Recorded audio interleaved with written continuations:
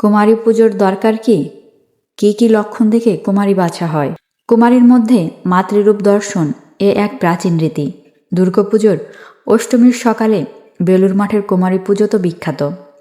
অনেক বনেদি বাড়িতে তো বটেই, বহু বারোয়ারি পুজোতেও কুমারী পুজো হয়ে থাকে।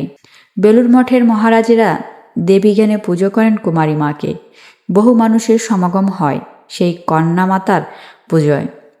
পরনে লাল বেনারসি, বাহারি ফুলের সাজ, হাতে পদ্ম নিয়ে কুমারী তখন সাক্ষাৎ দেবী দুর্গা।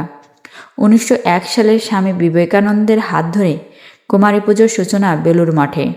এরপরে প্রথা মেনে কুমারী পুজো করা হয় বেলুড়ে। অনেকে বলেন, মৃন্ময়ী রূপে উমার আরাধনার সঙ্গে দেবীজ্ঞানে কুমারী বন্দনা না করলে পুজোর সার্থকতা থাকে না।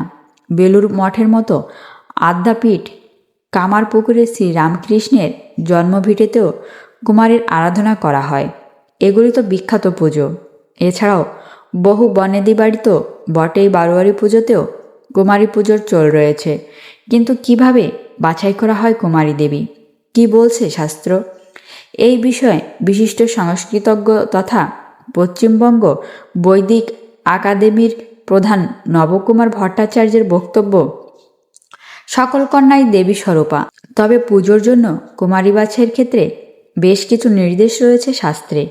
নবকুমার ভট্টাচার্য তার দুর্গাপুজোর যোগাড় গ্রন্থে এই বিষয়ে লিখেছেন, তন্ত্র অনুসারে 1 থেকে 16 বছর বয়স পর্যন্ত কুমারীকে পুজোর কথা বলা হয়েছে। সেখানে বয়স অনুসারে কুমারীর নামকরণও করা হয়েছে। কিন্তু শাস্ত্র অনুসারে 10ম বর্ষীয় কন্যাকেই কুমারী পূজা করা উচিত বলে স্পষ্ট নির্দেশ রয়েছে। কুমারীর আকৃতি প্রকৃতি সম্পর্কেও শাস্ত্রে নির্দেশ রয়েছে বলে ওই গ্রন্থে জানিয়েছেন নবকুমার বাবু। তার বক্তব্য, কুমারীর আকৃতি হবে সুন্দর, সুলক্ষণা এবং প্রকৃতি হবে শোভনা। কুমারী পুজো ছাড়া দুর্গাপুজোর পরিপূর্ণ ফল লাভ হয় না। দেবী ভাগবতে আবার বলা হয়েছে, 1 বছর বয়সের কুমারী পুজোর যোগ্য নয়, 2 বছর থেকে 10 বছর বয়স্ক বালিকা কুমারী হবে।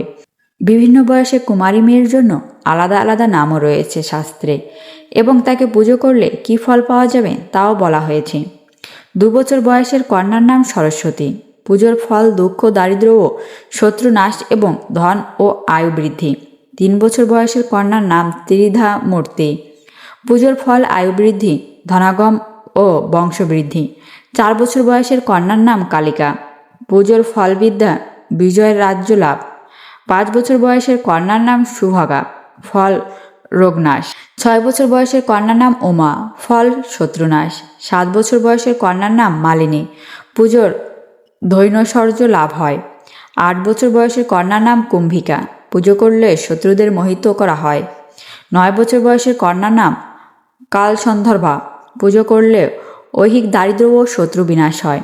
10 বছর বয়সের কন্যার নাম অপরাজিতা, পুজোয় অভীষ্ট সিদ্ধ হয়। নবকুমার ভট্টাচার্য তার বইতে জানিয়েছেন, কুমারী পুজোয় যে ধ্যান করতে হয় সেখানে বলা হয়, মা তুমি ত্রৈলোক্য সুন্দরী, কিন্তু আজ তুমি কালিকা স্বরূপে আমার সম্মুখে উপস্থিত। তুমি জ্ঞানরূপিণী, হাস্যময়ী, মঙ্গলদায়িনী।